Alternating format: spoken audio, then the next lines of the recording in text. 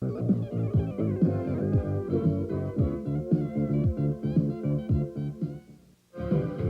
evening. Coming up next on Primetime News, lights, camera, and action as the 1991 International Special Olympics officially begin. Also coming up tonight, police investigate a shooting in North Minneapolis that killed one man. And Secretary of State Baker recruits another nation to help bring peace to the Middle East. I'm Maureen Reeder. Jeff Valiant is off tonight. We'll also check out the weather this weekend, and the Twins stay hot in Boston. Primetime News is next.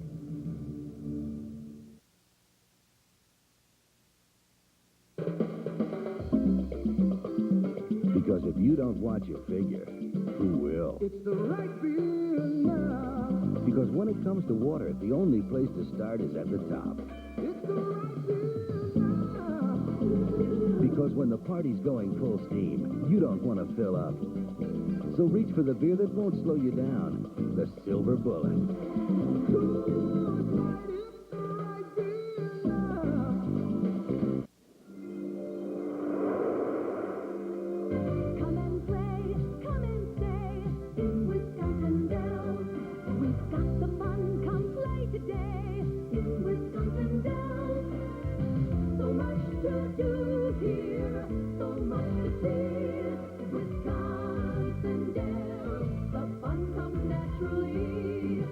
For a free Wisconsin Dells Fun Guide, call 1-800-22-DELLS.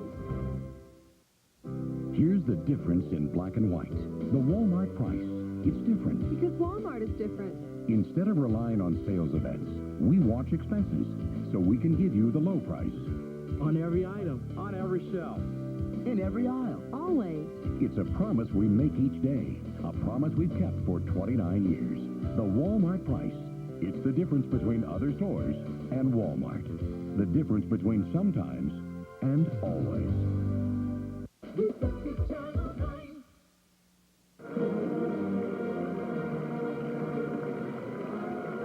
Thousands of Special Olympians march into the Metrodome to kick off a week of competition and camaraderie. This story leads Saturday's Primetime News.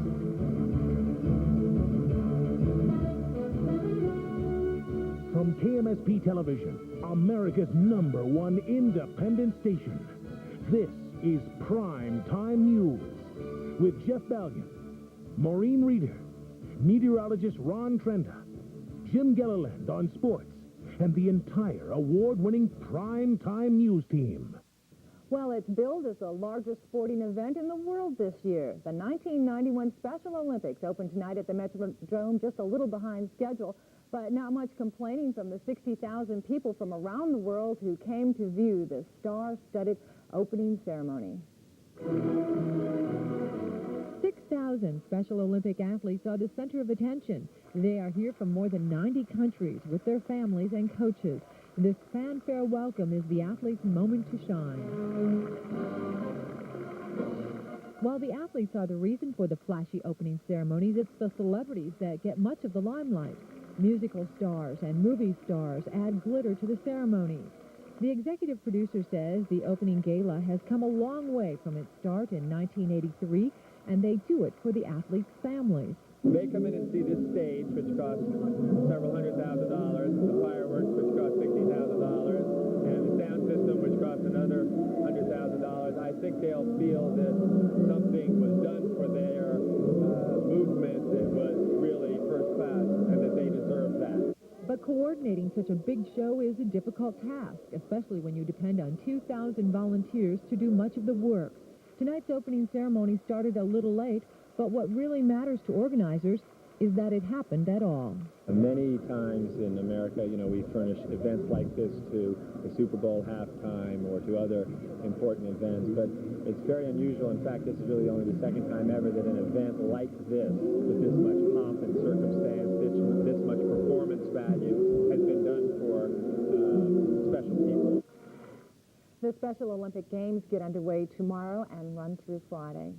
Well, Minneapolis police are looking for a suspect who shot and killed a 20-year-old North Side man during a heated argument on Plymouth Avenue last night. The slaying happened 2 hours after another man was shot less than a block away. Robin Robinson reports folks who live along Plymouth Avenue say the extreme violence is turning their neighborhood into a place without hope. Home video is known to catch unusual events, but this scene is becoming too common a sight in North Minneapolis. Around midnight, a man was shot and killed at Plymouth and Logan. The suspect escaped. 12 hours later, investigators were back at the scene, trying to piece clues together with witnesses, measuring stray bullet holes and looking for slugs. Police say a woman who lived at the Plymouth Avenue apartments told boyfriend Shannon Lamont Dozier she had been hurt in an argument with another man. The two went to confront him, and another argument began outside. This unnamed woman thought the three would stop after police cruised by, but things began to heat up. It couldn't have been no more than 30 seconds to a minute. And, I guess they was going to drop it because, they was just standing there. Him, her, and a couple of more other dudes. And dude came around the corner, ran right past me. I was standing right there. He ran right past me. And, shot 3 times, seen the sparks and everything fly out the gun. Guns were pulled, shots were fired, and 2 people were hit. 20-year-old Zebra Black, a bystander, was shot in the shoulder and taken to HCMC. The second victim was not as fortunate. 20-year-old Shannon Lamont Dozier was shot in the chest and died before reaching the hospital. The people who saw the shooting last night say it would be easy to blame what happened on gangs and drugs, but that's not the case. The violence, they say, is because people who already have nothing left to lose. Folks who live in the apartment complex say 2 hours before the slaying, another man was shot in an unrelated incident on Knox, less than a block away. They don't care. They don't care about each other. Police say they have their hands full. June was quite a busy month for us. July hasn't been quite as bad, which is good for us. It's a chance maybe to catch up a little bit. Other than that, we seem to be hanging in there. This young woman says she's angry about the violence. It's beyond the point of locking her front door to escape it. This time, a murder occurred right outside, something she says she'll never forget. I seen my brother die right there in front of our eyes. I ain't never seen nobody die. With photographer Ed Shepard, Robin Robinson, Primetime News. Police say in this case they have clues leading to an arrest, but so far no one is in custody, and the shooting was not gang-related. Governor Carlson outlined a plan for cracking down on violent crime in Minnesota. He says he'll appoint a commission next week to gather public input to help lawmakers put together special legislation specifically dealing with persons convicted of sex crimes. The commission will also review the functions and effectiveness of the Sentencing Guidelines Commission and its policies. And it will try to find ways to make sure sex offenders who might be a continuing threat to society stay behind bars. Carlson says Minnesotans have a right to feel safe in their homes and communities, and he wants to make sure victims' rights aren't overshadowed by criminals' rights. Police have released the name of a man accused of stealing deadly drugs from a U of M laboratory. Robert Rasmussen's body was found in this house on 8th Street in South Minneapolis. Police believe Rasmussen stole a safe filled with drugs from a psychiatry lab and escaped through an underground tunnel. Vials of the drug were found beside Rasmussen's body. The Hennepin County Medical Examiner says he overdosed on the experimental chemicals. Police aren't sure if Rasmussen sold some of the drugs, and they worry he might have distributed some of them throughout the Twin Cities. Well, state law officials have busted 2 separate marijuana growing operations. The Bureau of Criminal Apprehension found the illegal sites in Hubbard, Wadena, and Cass counties. Officials arrested 4 Ohio men in connection with the operation and destroyed 5,000 marijuana plants at those sites. In southern Minnesota, the Fillmore County Sheriff's Department seized more than 1,600 pot plants found growing on the roof of an abandoned school in Bristol Township. An Iowa man was arrested in that bust. Well, 5 men have been charged with running a teenage prostitution ring in Minnesota. Ronnie Lee Nelson Jr. and Gary Allen Kelly are being held in the Hennepin County Jail.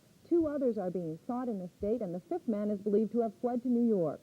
The men face over 24 felony counts for luring 8 girls into a sex-for-profit scheme. The young women, who ranged from age 13 to 17, say they were beaten and threatened by pimps who forced them into prostitution. The suspects are also charged with 2 counts of criminal sexual conduct. The investigation that led to the sting began in February after one of the girls complained to police about one of the pimps. Still to come, the U.S. wins more support from Arab nations in an effort to bring peace to the Middle East. We'll have that story, but first, some highlights from the Special Olympics. Stay with us. Nobody does it. Everything could end you.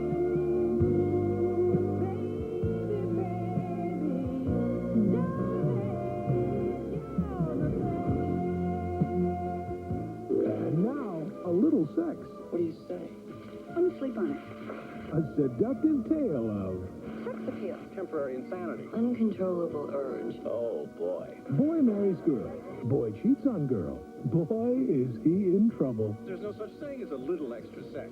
Kate Capshaw, Tim Matheson, Michael? A Little Sex. Sunday at 5 on Receptive Channel 9. Hey, which one looks like a better beer? This one. This is Michelob, and here's Coors Extra Gold. Wow, big difference. 62% of premium beer drinkers preferred Coors Extra Gold in a recent taste test. Beer drinkers would know the better beer. And guess what else? What's that? Coors Extra Gold was judged best premium lager at the Great American Beer Festival. Quite an achievement. Slow brew for that real beer flavor and color, the way beer was meant to be. Michelob falls by the wayside. Coors Extra Gold. If you're missing real taste, beer is back. 14-karat extra gold. The best sandwiches I ever had were in Philadelphia. A ton of roast beef, onions, green peppers. Then for that Philly touch, melted Monterey Jack or cheddar. They call them deli melts. And to this day, the only place you'll find them is in Philadelphia. Deli melts for a limited time at thousands of Hardee's everywhere. Oh, and also Philadelphia. Right now, buy any beverage and get a commemorative Flintstone anniversary glass for only 99 cents. Collect all four. Only Hardee's. They're built with pride, quality, commitment. For over 65 years, the Ford Twin Cities Assembly Plant has been building America's best-built, best-selling trucks. And now, while supplies last, a limited production run of the special Northland Edition F-150 and Northland Edition Ranger. Built right, here in the Northland, by your friends and neighbors at your Quality One award-winning assembly plant. Saudi Arabia is signing on to a plan to bring peace to the Middle East. That country says it's willing to go along with Egypt's proposal to end an Arab boycott of Israel if the Israelis stop building settlements in the occupied territories. Now, the announcement comes as Secretary of State Baker continues his Mideast peace mission. Ralph Begleiter reports. Baker found Saudi Arabia prepared to use its considerable influence and money in the Arab world to end the Arab economic boycott against Israel, but only if Israel stops building settlements in the occupied West Bank. Saudi Arabia has been the most powerful supporter of the boycott. The U.S. thinks an exchange of goodwill gestures, such as ending the boycott and the settlements, would make a Middle East peace conference more likely to succeed. As Baker makes another round of Arab capitals, it would have been a dramatic surprise if Saudi Arabia had changed its mind and decided to attend the opening session of a peace conference. But that did not happen. The Saudis still refuse to be among the first to negotiate peace with Israel. Only after Israel's other Arab neighbors negotiate will the Saudis talk about other Middle East issues, such as water supply and the environment. Before Baker left Egypt, he heard Lebanon's foreign minister commit to participating in a peace conference with Israel. There are Arab states that are now ready for direct face-to-face discussions with Israel. And I hope that I will be in a position to assure Israel that that is the position of some Arab governments. President Bush is using his personal prestige to lean on Israel to agree, after Baker gets to Israel Sunday, to negotiate on terms laid out by the United States. After collecting another Arab commitment from Jordan's King Hussein, Baker will present the list to Israeli Prime Minister Yitzhak Shamir Sunday night, hoping Israel will say yes, too. U.S. officials now say they do not expect Israel to respond to the peace conference proposal right away. In fact, Baker is prepared to give Israel about a week and a half until after the Moscow Superpower Summit to decide if it will go along with the commitments from Arab states to join a peace conference. Ralph Begleiter, CNN, with the U.S. Secretary of State in Jeddah, Saudi Arabia. While Secretary of State Baker was in Saudi Arabia, President Bush was in Turkey. Today, Bush met with Turkish President Turgut Özal. Bush thanked Turkey for its help during the Persian Gulf War, and he pledged U.S. trade and investments as a gesture of goodwill. Bush also condemned renewed fighting between Iraq troops and Kurds. He said he doesn't anticipate sending U.S. troops back to Iraq. And in the Soviet Union, Russian Federation President Boris Yeltsin is coming down hard on anti-reform communists. Yeltsin banned political activity in Russian government offices and republic-run businesses. Under the ruling, political parties must do their business during non-working hours and outside the workplace. The move is designed to weed out anti-reform bureaucrats in the Russian government. Los Angeles Police Chief Daryl Gates may be deciding this weekend whether to submit a letter of resignation. The Los Angeles Times reports today that Gates will talk with his family before making any decisions. Gates outlines his intentions in a draft letter to city officials. The police chief has been under fire for months after the videotape beating of an unarmed motorist was aired nationwide. Well, Minnesotans aren't the only ones caught in the midst of a heat wave. The sultry weather is gripping the East Coast as well. In Philadelphia, health experts are giving tips on how to survive the soaring temperatures. In the Big Apple, die-hard Mets fans aren't letting the heat get in their way. Despite highs in the upper 90s, today's Dodgers game was sold out. And a trip to the beach helped many Bostonians beat the heat. Carolyn Sawyer reports.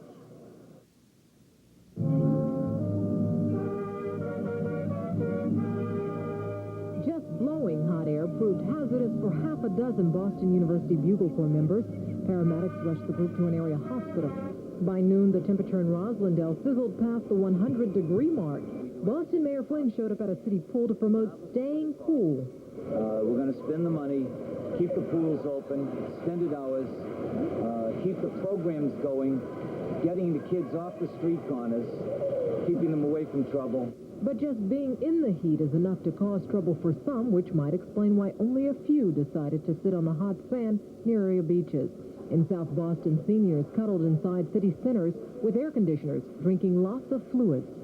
I got asthma, but I get by all right, as long as I'm in a room where it's cool. To date, there hasn't been any reports of heat illness or fatalities, which says that the proactive program that the city has had for the past 3 years has been very successful.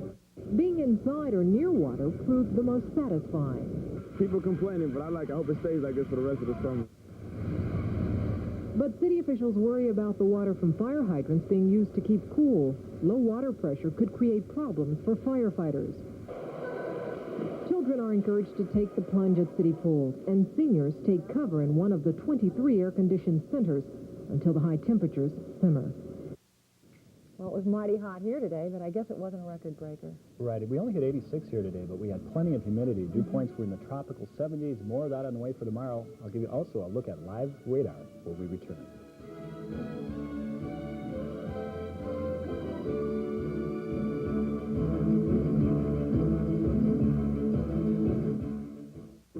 What can you get at Subway? Well, you can get a roasty sub, a tuna sub, or ham and cheese, a seafood sub, or any one of Subway's tasty recipes. And you can get a lot of crispy fixes, pile on as you please on any given number of our salads, subs, or BFTs. And every single sub we make has crispy vegetables galore and fresh delicious bread. We make in every single Subway store, and maybe like 100 ways to have them made, or maybe more. So come and get a sub today, or here's what you can get one for. Subway, from just $1.69, you can get a real mouthful.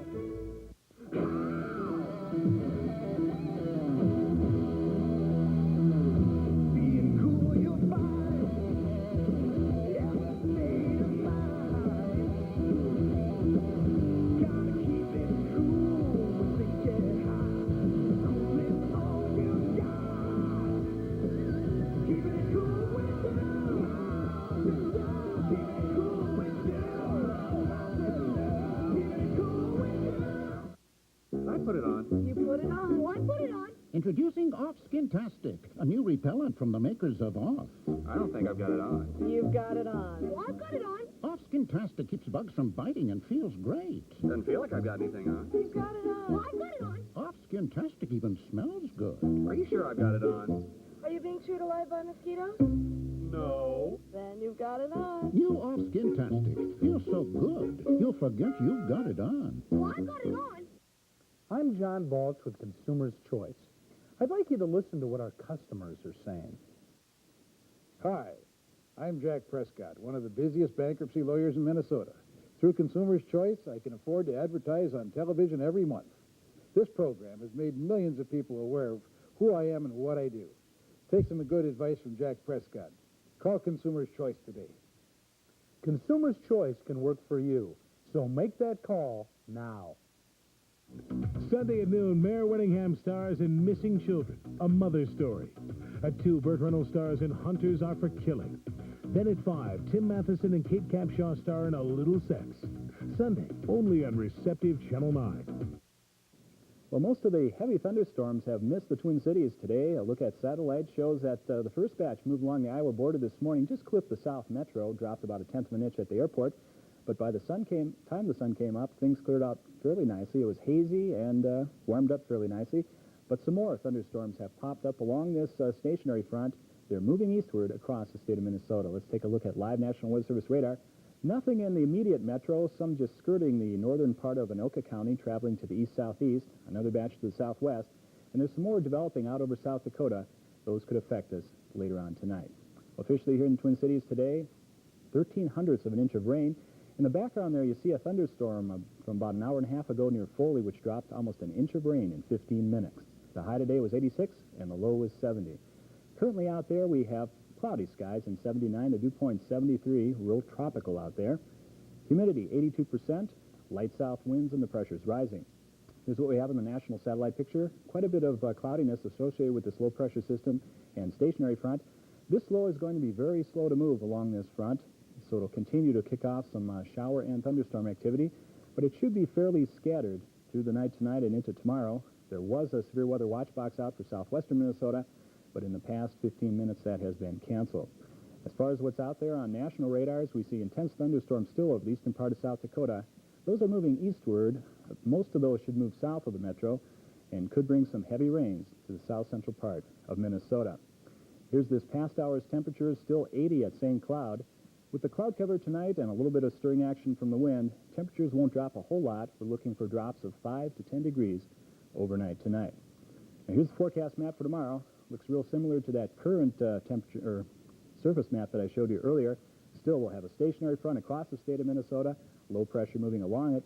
We're going to have some peaks at the sun. We'll call it partly sunny for tomorrow with a chance of some scattered showers and thunderstorms anywhere in Minnesota, but the best chance of some heavy thunderstorms will be over about the southern half of Minnesota into western Wisconsin. Warm in New York tomorrow, 96. In fact, it could hit 100 for that Twins game in Boston tomorrow. 100 down in Dallas with 88 in Denver. Locally, mainly 80s for high temperatures tomorrow. A few spots could hit 90, but 70s for the Northeast. Here's Twin Cities forecast for tonight. Variable clouds, some scattered showers and storms, 68 to 73. And then for tomorrow, partly sunny, a shower or storm possible, especially early in the day and then late afternoon, 87 to 91. Tomorrow night, mostly cloudy, a shower or storm still possible, 65 to 70. Doesn't change much. Monday, partly sunny, still a shower or storm possible, but a little cooler. A cool front moves through, 82 to 86. So don't cancel any plans for tomorrow. Very scattered storms, if we have any. Okay, and maybe some coolness in sight by early next week. By Monday, right. That's great. Well, as you said, the weather was very hot in Boston, and so were the Twins today. Jim Gilliland will have highlights of their game against the Red Sox, plus more Special Olympics competition. We'll be right back.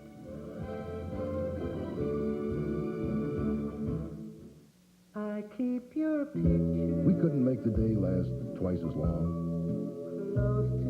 And admit, we couldn't invent a single cloud. So we created a new iced tea with a taste of all that's summer. Country Time iced tea mix. And though summer seems to be doing nicely without us, we felt it only proper to do our part. New Country Time iced tea. We found the greatest corn stand. Look at this corn, sis. Very choosy. But where did you dig up that peanut butter? Hey, big brands are all the same. Really? Smell yours. Smells okay to me. Me too. Now, Jeff. Whoa. This smells more like fresh roasted peanuts. Now, taste, Jeff. Mmm. And Jeff tastes more like fresh peanuts. What a difference. It's back to the market for Jeff. This one's on me. Choosy moms choose Jif. My parents are making me crazy. Witness the drama of families in conflict on The Judge. Weekdays at 11 and 11:30 on Receptive Channel 9.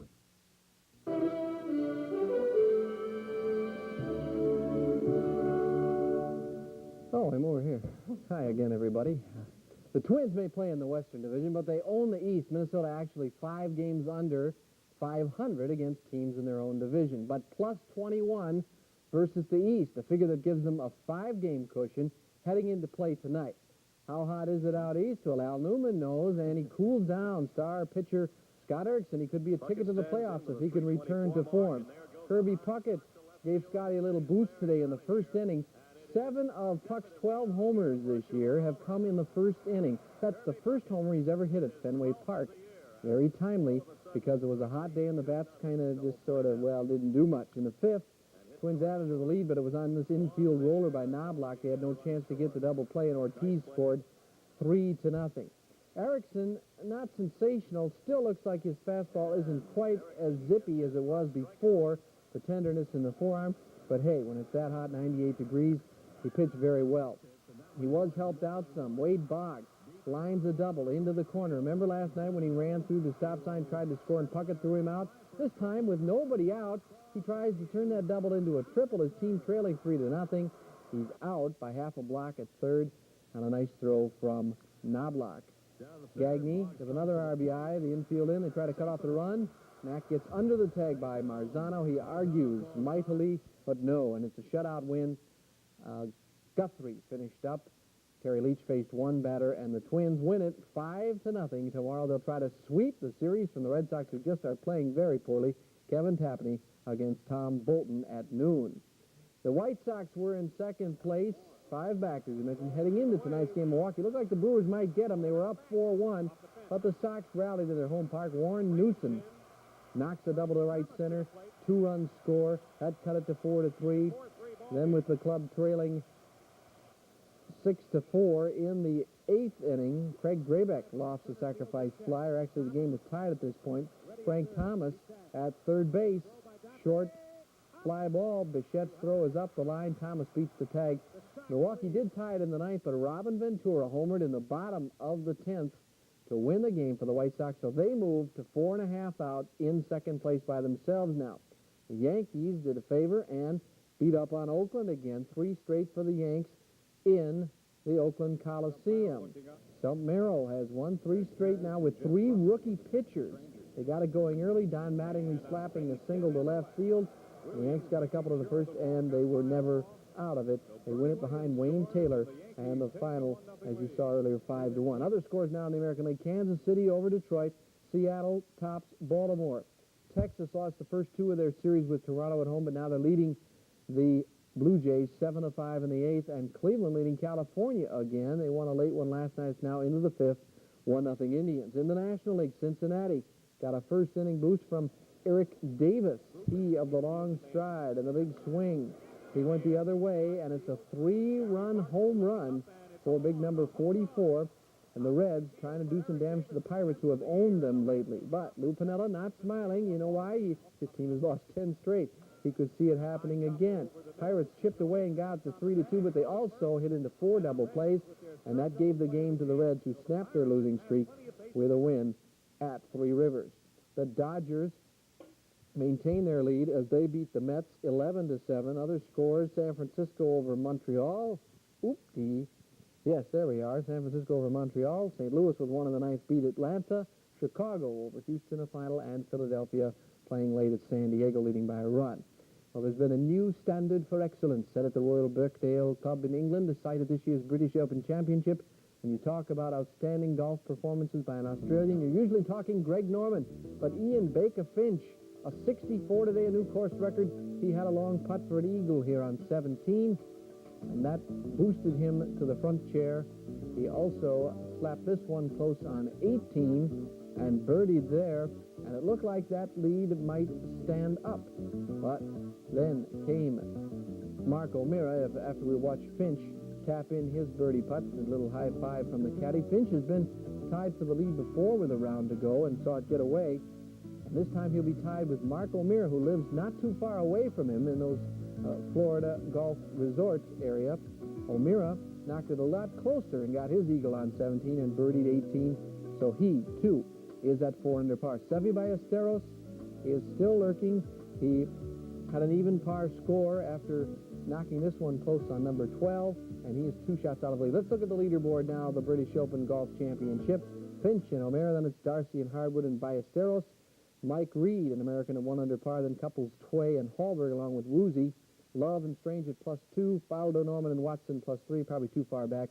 Jack and Trevino, player and the U.S. Open champion right there. Day 14 of the Tour de France, Miguel Indurain retains the lead. He finished second in today's leg. That's him in second position there. And here's what happened to Lamont yesterday that got him in this spot. He was rear-ended by a car, fell down, and had to be shoved back onto the track, and he is still 5 minutes, 8 seconds out of the lead. All right, let the games begin. The opening ceremonies are over. The competition beginning tomorrow in earnest for 6,000 athletes involved in the Special Olympics.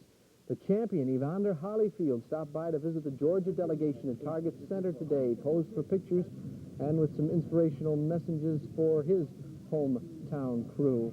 And for those who are feeling a little bit homesick in the village, free long-distance call. One free long-distance call to anywhere in the world provided, and that was a boost to some people who are a long way from home. And then here at the 98th Street Club in Bloomington, they were going over some tennis drills, trying to determine who is in what group. So they want to keep the competition even as they head into the play tomorrow, and they want to make sure that things aren't too one-sided when they begin. So it should be fun. Yeah, it should be fun. I think there are a lot of people that came out tonight, at least, to watch the opening ceremony, so there's some interest here. Looking at those faces, you just get some idea of what it's going to mean. Very uplifting. When we come back, Star Trek fans from across the country beam in to the Twin Cities. But first, some of the people who traveled from around the world to compete in the Special Olympics. Stay with us.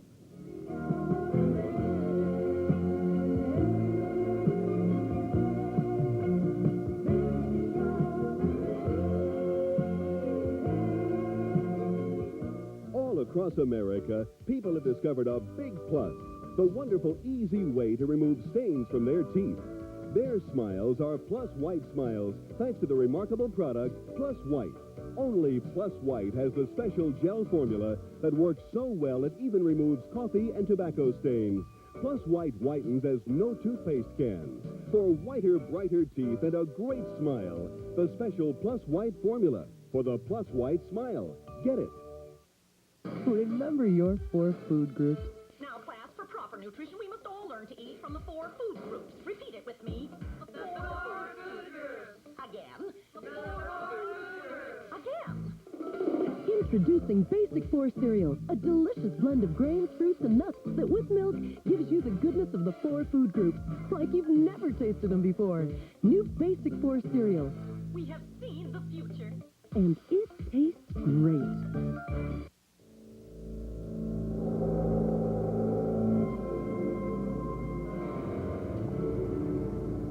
As one of the largest banking groups in the Twin Cities, we're in some rather impressive company.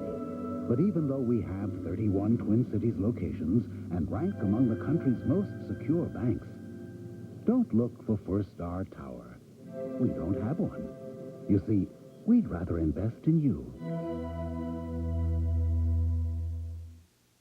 Hundreds of people rolled down to Lake Calhoun this morning trying to beat the heat and each other. They were competing in the Aquatennial 10K Inline Skating Championship.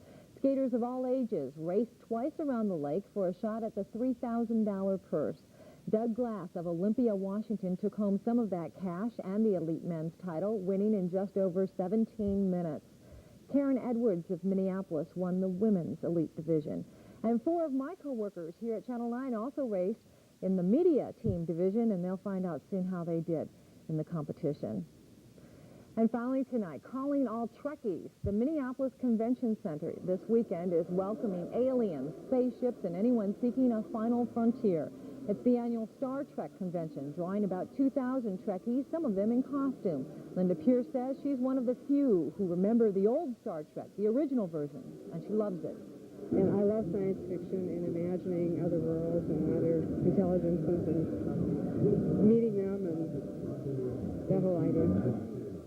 Now, this year is especially important to Star Trek fans because it marks the 25th anniversary of the show. Were you a big Star Trek fan? A little bit. Back in college, I'm all over that. What would they say about the weather for tomorrow? Beam me up, Scotty. It's too hot and steamy tomorrow. Partly sunny, a shower storm possible, especially early in the day, very early, and then mid to late afternoon. 87 to 91. We can't shake that humidity. Yeah. In sports, Rodney Klein Carew enters the Hall of Fame as the Minnesota Twin. Tomorrow is one of 5 inductees, and we'll have details of his speech. That'll be wonderful. Thanks, Jim. That's all for Primetime News tonight. Thank you for joining us, and good night from all of us here at Primetime News.